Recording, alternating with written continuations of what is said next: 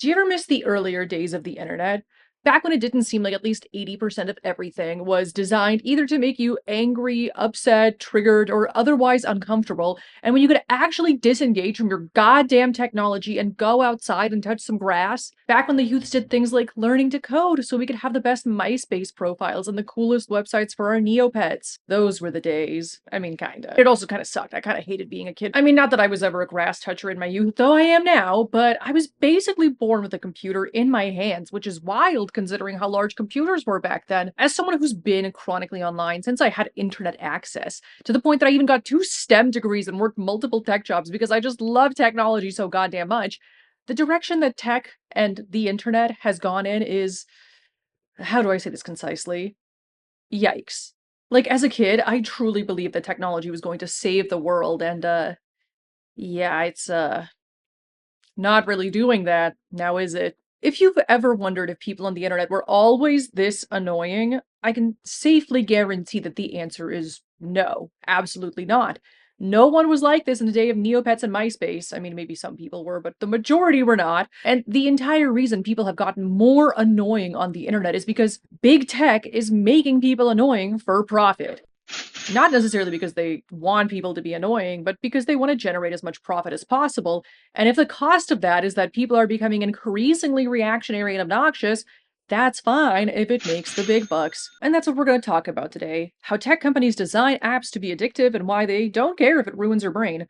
Some of the psychological tricks that keep you doom scrolling, why being online sometimes feels like being chased by a bear, and most importantly, why you should go touch some grass. And then Millie has decided to bless me and join me. Thank you, Millie. I love you so much. Also, if you're looking for a really great way of winding down, chilling, and learning something cool without the internet being involved while reinvigorating your love of humanity, which all humans should have given that we are part of it, I highly recommend reading The Ultimate Guide to Rebuilding Civilization, who also happens to be today's sponsor. This gorgeous, giant encyclopedia covers pretty much all of the most important innovations and discoveries throughout human history, from tea and coffee to penicillin to painting to bicycles, blue jeans, telegraphs, musical instruments, electricity, optics, aviation. It literally covers so much cool, interesting stuff. In addition to all this fascinating information, it's also got hundreds of beautiful, detailed, and often surreal illustrations. So even if you don't feel like reading, it's so fun to just flip to a page and gaze upon its beauty. It's got a ton of 5-star reviews. It raised over $2 million in Kickstarter in 2021, and it's just an amazing source of inspiration and a great way of having so much fun that you don't even need to doom scroll. I mean, look at this, it's beautiful. If you want to pick up your own copy of the book, The Ultimate Guide to Rebuilding Civilization, go to mdsh.io/revolutionarythought and use my code REVTHOUGHT10 to get a 10% discount. And thank you so much to Hungry Minds Publishing for sponsoring this video. What does a product designer do? AKA, more engagement and retention equals more money. When I worked in tech, I worked as a product designer or a UX UI designer or whatever you want to call it, which means I was responsible for creating the best experience possible for the user by making the app easy and enjoyable to use. And by best experience possible, I mean the one that would be the most profitable. When I went to grad school for human factors and ergonomics, one of the big things we learned was that when you are interviewing with tech companies, you need to, yes, absolutely present yourself as a user advocate who wants to create the best possible experience for the users and to improve their lives by making a delightful app, but also as a business advocate who aims to increase the app's profitability and who prioritizes business goals, even if they contradict user needs. You, as a product designer, must be able to convey that you will maintain that fine balance between user needs and business goals. The implication, well, no, it's pretty explicit. The explicit statement there is that you, as a product designer, will do whatever it takes to increase profits, even if it's at the expense of the user. And I mean, if you don't, they can just lay you off and replace you with someone who will. And even if you want to make the app better and create a better user experience, a lot of the time the product manager or the CEO or whoever will force you to prioritize the redesign of like the monetization flow or whatever they're hoping will generate more profit, rather than improving actually high priority things like fixing the bugs that completely wreck the user experience, for example. At least in my experience, but I feel like other UX designers have had this same experience. Once you're hired, you also constantly need to be proving that your work and your suggestions for improving usability will generate a good return on investment. Please let us do usability testing because it generates a higher ROI. If we switch to Figma, we can have a higher ROI. If we do this redesign, we'll get a higher ROI. If we fix these bugs and people can actually use the app, we'll get a higher ROI. Ugh, corporate life is exhausting, let me tell you. Anyway, pretty much every single product designer that designs the apps in your phone right now is beholden to their corporate overlords in that way. And those corporate overlords want to make these apps as profitable as possible. So product designers literally design those apps with the explicit intent of generating as much profit as possible. This isn't even speculation. This is literally what pretty much every product designer is taught, and also the logic of capitalism, the economic system we live under in the US. Look at how the micro reinforces the macro. Wow! When you create a system that prioritizes maximization of profits above all else, companies will aim to maximize profits above all else. What's up with that? Don't they care about humanity and the common good? I mean, whether or not they do is pretty meaningless because eventually, as Google showed us, the drive towards maximizing profits commonly trumps your desire to not be evil, even if that's one of your core founding principles. Because if you have an economic system that prioritizes the maximization of profits despite the human cost, individual corporations are going to prioritize the maximization of profits despite the human cost. Duh. Of course, you want the big line to go up if you get rewarded for the big line going up. That's only logical. Plus, being ethical is expensive, and if you're trying to maximize profits, you're gonna cut costs somewhere. Which is also why a lot of tech companies laid off their ethics teams in 2023. And it's not like product designers are solely at fault for any of this. No one individual is at fault for an entire system.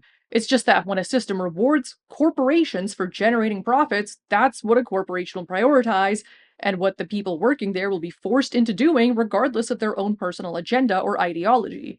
This entire mess is part of a larger system, and no one individual is responsible for it. How tech makes money. So tech companies want to make money. Obviously, that's just the logic of the market, baby. But how do they do it? A lot of tech companies generate profit specifically from selling a product or a service, like an antivirus or a wearable device with a matching app or whatever, which is pretty easy to understand. But tech companies that offer free services like search engines and social media don't make money from selling you a product, obviously. They make money from selling you as the product. They collect your data and then show you ads based on that data. The longer you stay on the app, the more money they get from showing you ads because they're not just showing you random ads for free. No, companies are paying good money for those ad slots. The founding president of Facebook, Sean Parker, has even admitted that the thought process behind Facebook was, how do we consume as much of your time and conscious attention as possible? So again, this is not speculation. This is just what a company is logically going to do under this economic system that rewards profit maximization, especially when the company's business model relies on serving you ads. And that's how YouTube makes money too. Some of that money goes to the creator if that video happens to be monetized, but the revenue that a YouTuber earns for having ads play on their video is usually half of the cost the advertiser pays YouTube to run that ad. By the way, did you know that I have a Patreon with fun perks like exclusive rant videos, Q&As, bloopers, some of my own personal artwork, and I'm even thinking of starting a book club, so go give me money if you're interested in any of that and want me to keep making these videos instead of getting a tech job designing mid-apps to enrich some guy I hate and ultimately being driven to madness. Also, the data that Meta, Google, all those big companies whose entire shtick is gathering your data to show you ads have on you is pretty robust. Like, I don't know if people still remember this, but like 10 years ago, there were websites that you could link up to your Facebook that would tell you what it guessed about you based on what you liked on Facebook. Like, it would guess your political affiliation, your big five personality score. So that's openness, conscientiousness, extroversion, agreeableness, and neuroticism, your sexual orientation, relationship status, intelligence, gender, race, age, etc. It was pretty accurate too. And according to a 2014 Cambridge University study, it takes 10 likes for an algorithm to know you better than a work colleague, 70 likes for the algorithm to know you better than a close friend or a roommate, 150 likes for an algorithm to know you better than a sibling or a friend, and 300 likes for the algorithm to know you better than your spouse. And that was 11 years ago when the average Facebook user had 277 likes. Algorithms are probably more advanced now. Isn't that fun? When I used one of those websites that tells you its predictions about you based on your Facebook likes in 2014, it was actually pretty accurate about my big five, but it thought I was a gay man, but I guess that's probably the most accurate gender of the ones available. I mean, I'm certainly not a straight man. I'm just a very convincing female impersonator. Oh, and you know how sometimes you literally look at a website for a product and then all your social media apps will be like, here's ads for that product you looked at once? Yeah, that's a thing too, thanks to cookies. Your data is constantly being tracked across the internet so you can be served as many ads as possible. And tech companies want you to stay on their app as long as possible so they can keep collecting data on you and keep showing you ads. To the point that Meta is now trying to introduce AI chatbots in an attempt to solve the loneliness epidemic and make you stay on their app longer. Remember Smarter Child? He walked so those AI could run.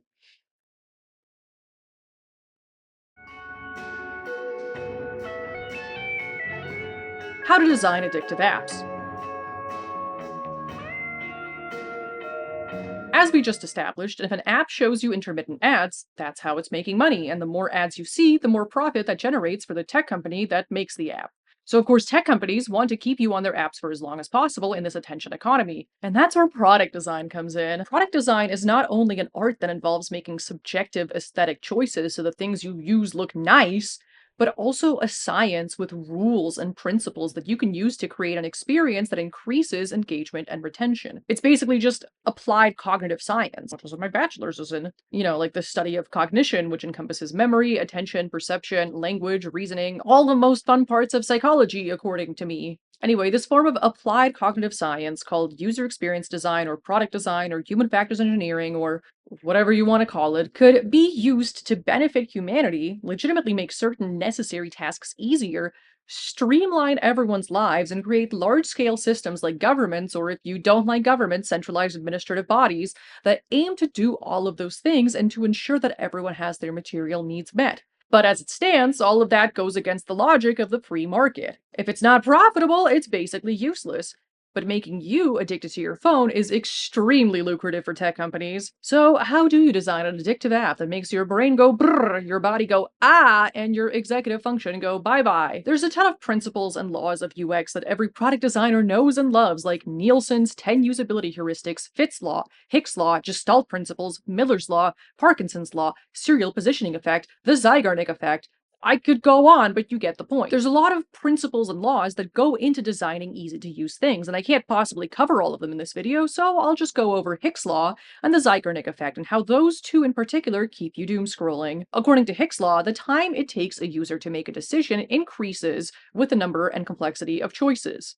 Basically, the more options you have and the more complex they are, the longer it'll take to make a decision and to do anything. Too many choices increase cognitive load and lead to decision paralysis, so product designers aim to simplify apps as much as possible to reduce that cognitive load and keep users engaged. And as you probably know, it's extremely easy to get stuck in the doom scroll trap when you're just liking and then scrolling ad infinitum because that happens to be the path of least resistance. The Zeigarnik effect, shout out to Soviet psychology, posits that people remember uncompleted or interrupted tasks better than completed tasks.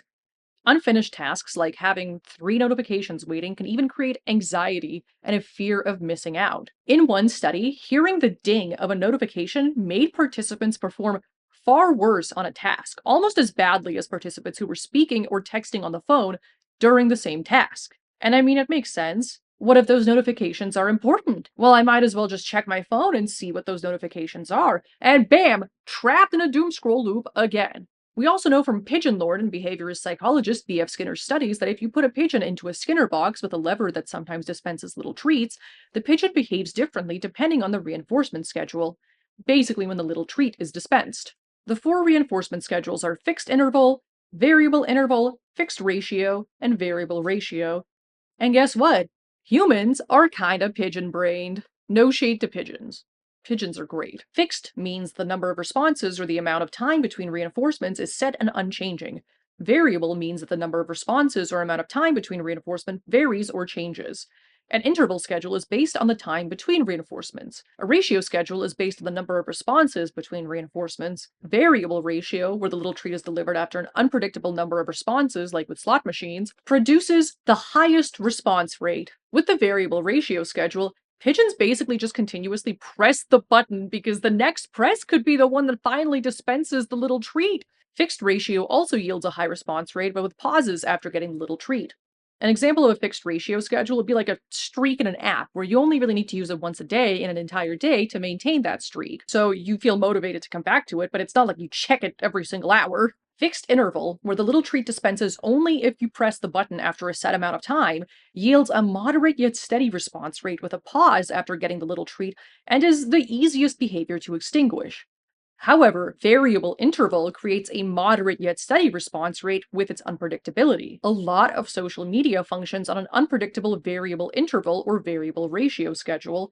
Think of push notifications. They tend to arrive at random times, so they train you to check your phone intermittently to make sure you're not missing out on any of your notifications. What if someone important sent me a DM? Let me check my phone again for the millionth time to make sure I'm not missing out. When you're in a doom scrolling rabbit hole, that's a variable ratio schedule, the one that yields the most responses from pigeons where they can't stop clicking. When you're doom scrolling, you don't know when you'll finally unlock the secrets and mysteries of the universe within your phone. Just 15 more minutes of doom scrolling. I swear I can be trusted with 15 more minutes of doom scrolling. If I just keep scrolling, I'll finally get the dopamine I was looking for. I'll finally get the knowledge I seek. Or is your pigeon brain just being exploited so you'll keep scrolling in the hopes of getting a little treat? Yeah, that's actually what's happening.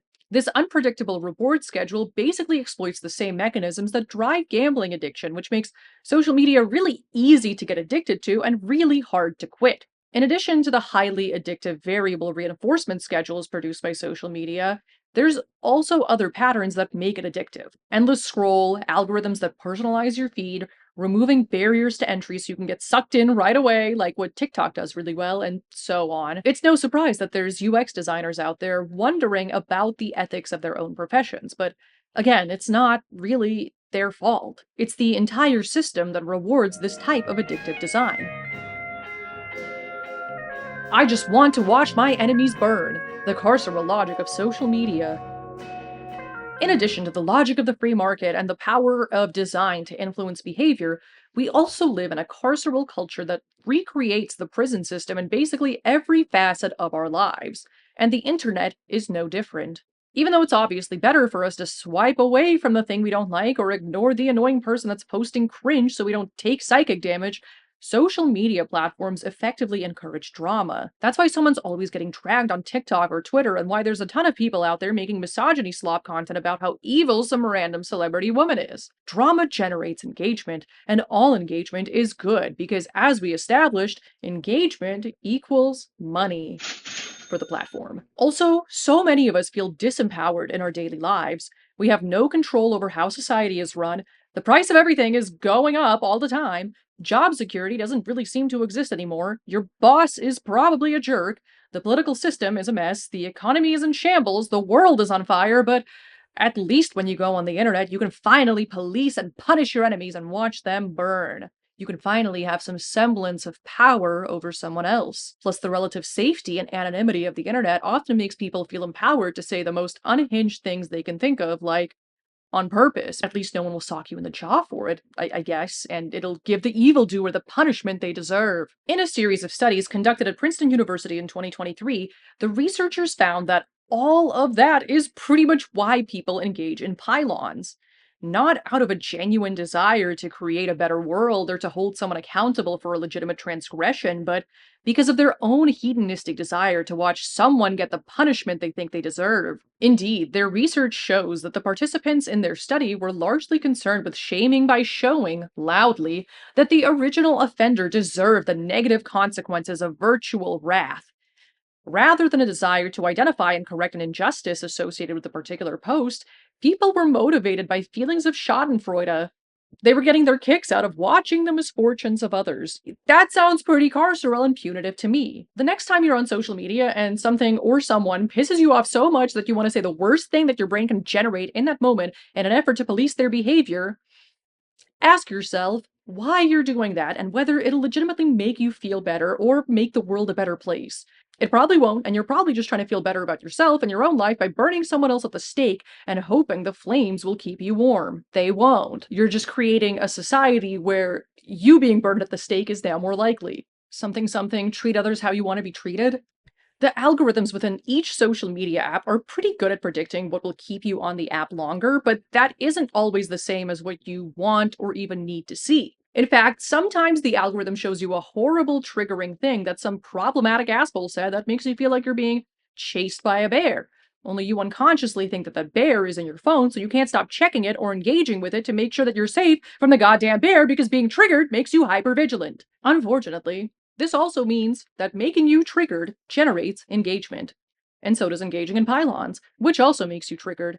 Happy people who love themselves don't feel the need to be mean to other people on the internet for fun, and being mean to other people on the internet for fun doesn't actually make you feel better. Plus, engaging with content that you don't like or that legitimately triggers you will just make the app keep showing you content like that to keep your engagement. So don't engage with things you don't want to see. Stop doing things that will inevitably make you feel worse. That's basically a form of self-harm via internet psychic damage. Don't do that. What's kind of funny is that sometimes I get comments like, get off my feed, no one cares. And it's like, well, you obviously cared enough to comment, so now the algorithm thinks you do want me on your feed, so okay, you're only hurting yourself here. Stop doing that. Go do things you enjoy. Have fun. Touch grass.